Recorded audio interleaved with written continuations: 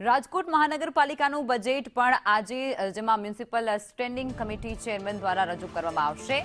વેરામાં રાહત મળશે કે કેમ તેને લઈ અને સૌ કોઈની નજર આ બજેટ પર રહેનારી છે। બજેટ બાદ સ્ટેન્ડિંગ કમિટી મંજૂરીની મહોર લગાવશે।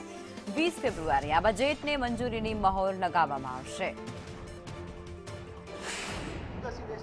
મોનિટરિંગ ચાલુ કરે કે કોઈ એજન્સીને કામ આપ્યું છે ને એ રોજ હિસાબ આપે છે એમ નહીં, ત્યાંથી કેટલું ક્લિયર કરે છે અને ત્યાંથી કેટલી જગ્યાએ ક્લિયર થાય છે એના રેકોર્ડ સાથે આ કામ થઈ રહ્યું છે। એટલે આપણને એક મહિનામાં જ, એટલે હું આવતા 6 મહિના તો મોડામાં મોડા અમે આખો રાજકોટનો લીગસી વેસ્ટ ઝીરો કરી નાખીશું। એ પણ આ બજેટમાં અમે આ લેવલે પહોંચી ગયા છીએ। આ ગયા બજેટની જ આઇટમ છે, અમે એક્સપ્લોર કરી દીધું છે, working in progress. Dry waste કચરાનું નિકાલ આપણે ત્યાં ગયા વર્ષે પણ આપનો પ્રશ્ન હતો કે આપણું શું કચરાના પ્રોસેસિંગનું શું, તો આજે 3 MRF સેન્ટરની પ્રગતિ અમે ચાલુ કરી નાખી છે કામની, જે અમારા લિવેબલના ટાર્ગેટમાં હતું। એ જ રીતે વેટ વેસ્ટ પ્રોસેસિંગનું અમે 250 ટનનું એ કામ કર્યું છે।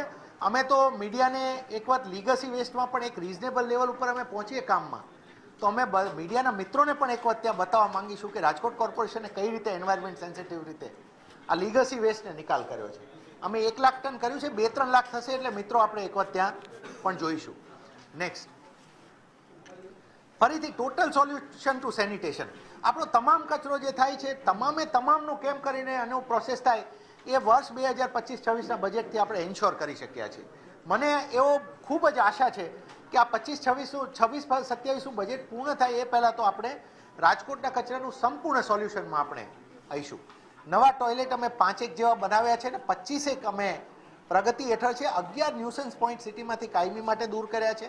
લીગસી વેસ્ટ મેં આપને કીધું, અને એ જ રીતે નાકરાવાડીમાં અમે JCB ને બધું લીધું, 10 સ્વીપર મશીનની કરી, અને એક CNG વેસ્ટના અમે